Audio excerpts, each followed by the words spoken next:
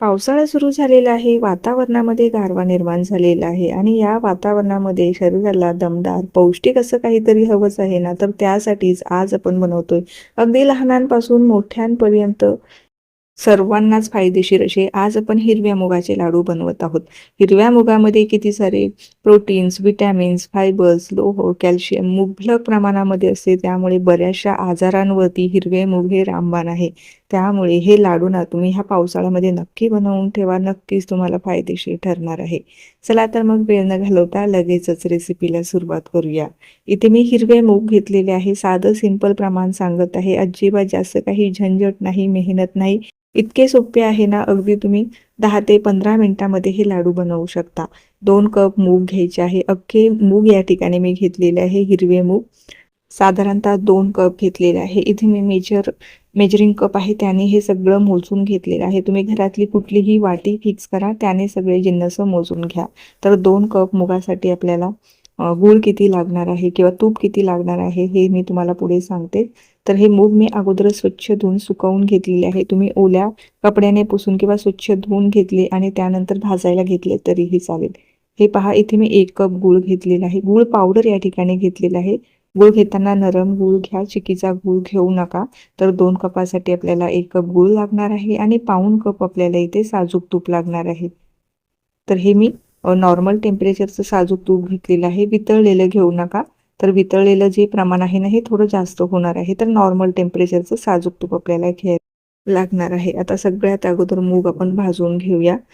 एक जाड तळाची कढाई घ्यायची आहे आणि गॅस आपल्याला मध्यम ठेवायचा आहे. मध्यम गॅसवरती सतत परतवत आपल्याला अगदी तळापासून हे हलवायचे आहे, म्हणजे एकसारखे असे मूग आपले भाजले जातील. गॅस आपल्याला मध्यमच ठेवायचा आहे आणि जोपर्यंत हलका हलकासा सुगंध मुगातून पसरत नाही ना, तोपर्यंत आपल्याला हे भाजायचे आहे. भाजत असताना फक्त आपल्याला एवढीच काळजी घ्यायची आहे, कमी ते मध्यम गॅसवरतीच आपल्याला हे मूग छान असे भाजून घ्यायचे आहे. मोठ्या गॅसवरती भाजले तर वरतून रंगही डार्क होईल आणि मूग सुद्धा आतून व्यवस्थित भाजले जाणार नाही. तर हे पहा, हलकासा ब्राऊन रंग आलेला आहे. मूग आपले छान भाजलेले आहे. एका भांड्यामध्ये काढून घेऊया आणि पूर्णपणे थंड होण्यासाठी याला साईडला ठेवून देऊया.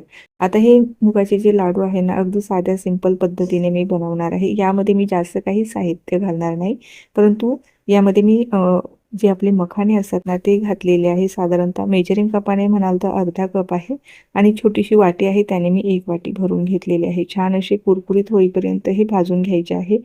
तर मी फक्त यामध्ये मखाने आणि ड्रायफ्रूट घालणार आहे. जास्त काही जिन्नस घालणार नाही. बरेच जण यामध्ये खोबरंही घालतात. तुम्हाला आवडत असेल तर सुकं खोबरं तुम्ही यामध्ये घालू शकता. मूग पूर्णपणे थंड करून घ्यायचे आणि आपल्याला ही छान अशी याची पावडर तयार करायची आहे. म्हणजे आपल्याला पूर्णपणे पीठही तयार करायचं नाही, तर थोडीशी अशी रवा टेक्स्चरमध्ये आपल्याला ही पावडर तयार करायची आहे. तर हे बघा, अशी पावडर मी या ठिकाणी मुगाची तयार करून घेतलेली आहे. आता दुसऱ्या मिक्सरच्या भांड्यामध्ये जे मखाने आहे त्याची सुद्धा पावडर तयार करून घेऊया. तर ती सुद्धा आपली पावडर तयार झालेली आहे. लगेचच आता लाडू बनवायला घेऊया. तर आता जे आपण तूप घेतलेलं होतं ना, ते आपल्याला सगळंच एकदा न घालता थोडं थोडं करून ह्या कढाईमध्ये घालायचं आहे आणि जशी जशी आवश्यकता लागेल ना, तसं तसं आपल्याला तूप आपल्याला ह्यामध्ये घालायचं आहे. तूप पूर्णपणे वितळून घ्यायचं आणि जी आपण मुगाची पावडर तयार करून घेतलेली होती ना, ती आपल्याला ह्या तुपामध्ये छान असा सुगंध सुटेपर्यंत भाजायची आहे. गॅस आपल्याला कमी ते मध्यमच ठेवायचे आहे. आता सुरुवातीला मी अर्धं तूप यामध्ये वापरलेलं आहे. नंतर पुढे जशी जशी आवश्यकता लागेल ना, तसं तसं आपल्याला तूप यामध्ये घालायचं आहे. सुरुवातीलाच एकदा जास्त तूप घालू नका. तर सर्व तूप आपली ह्या पावडरमध्ये छान व्यवस्थित मिसळलेलं आहे. आता यामध्ये जी मखाण्याची पावडर तयार करून घेतलेली होती ना, ती टाकायची आहे. ती सुद्धा ह्या मिश्रणामध्ये छान अशी आपण आता भाजून घेऊया. यामध्येच तुम्हाला जर ड्रायफ्रूटची पावडर घालायची असेल ना, ती सुद्धा यामध्ये घालू शकता. परंतु यामध्ये मी ड्रायफ्रूटची पावडर न घालता अख्खे ड्रायफ्रूट जे आहे ना, ते कट करून यामध्ये घातलेले आहे.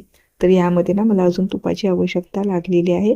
तर साधारणतः 2 चमचे तूप यामध्ये मी अजून घातलेलं आहे. छान असं पुन्हा एकदा आपण परतवून घेऊया. कारण यामध्ये मखाने घातले होते ना, तर त्यामुळे आपल्याला तुपाची आवश्यकता लागलेली आहे. तर हलका हलका सुगंधसुद्धा पसरायला लागलेला आहे. त्यानंतर मी इथे ना साधारणतः अर्धी वाटीभर ड्रायफ्रूट घेतलेले आहे. जसं मी सुरुवातीला सांगितलं ना, तुम्हाला असे अखंड घालायचे नसेल ना, तर तुम्ही याची पावडर करून घालू शकता. 1 चमचाभर यामध्ये मी खसखससुद्धा घातलेली आहे आणि पुन्हा एकदा 1 चमचाभर तूप घातलेलं आहे. जवळ-जवळ मला बऱ्यापैकी पाऊण कपातलं फक्त 1 ते 1.5 चमचा तूप माझं इथे शिल्लक राहिलं असेल, एवढं तूप मला हे मिश्रण भाजण्यासाठी लागलेलं आहे. सगळे जिन्नस हे पहा मस्त असे व्यवस्थित एकजीवसुद्धा झालेले आहे आणि मस्त असे खमंग भाजलेसुद्धा आहे. आता इथे काय करायचं, गॅस आपल्याला बंद करायचा आहे आणि त्यामध्ये आपल्याला गुळाची पावडर घालायची आहे. जर तुम्हाला हे लाडू थोडे गोड आवडत असेल ना, तर तुम्ही इथे गुळाचं प्रमाण कमी अधिक करू शकता. आता बरेच जण जे डायबिटीजवाले पेशंट आहे ना, तर त्यांना तर हे लाडू उत्तमच आहे. त्यांना इथे गुळाचं प्रमाण कमी हवं असेल, तर तुम्ही अगदी कमी क्वांटिटीमध्ये बरोबर इथे अर्धा कप तुम्ही इथे गूळ वापरू शकता. गॅस बंद करायचा आणि त्यानंतर गूळ घालायचा आहे. गूळ छान असा वितळला जातो. घेताना गूळ नेहमी किसून किंवा बारीक चिरून घ्या आणि त्यानंतरच यामध्ये मिसळा. पटापट मिक्स केल्याच्या नंतर हे मिश्रण आपण आता एका ताटामध्ये पसरवून घेऊया. कारण गरम असताना ना याची लाडू आपल्याला वळता येणार नाही. त्यामुळे हलकंसं मिश्रण कोमट झालं की त्यानंतरच आपल्याला हे लाडू वळायला घ्यायचे आहे. अगदी पटापट हे लाडू वळले जातात. कुठेही जास्त आपल्याला जोर द्यावा लागत नाही. अगदी पटापट हे लाडू तयार होतात. तर हे पहा अगदी गोल गरगरीत अगदी तुम्ही तोंडात टाकाल ना तर विरघळतील असे हे लाडू तयार होतात. मस्त हा गोल गरगरीत लाडू आपला या ठिकाणी तयार झालेला आहे.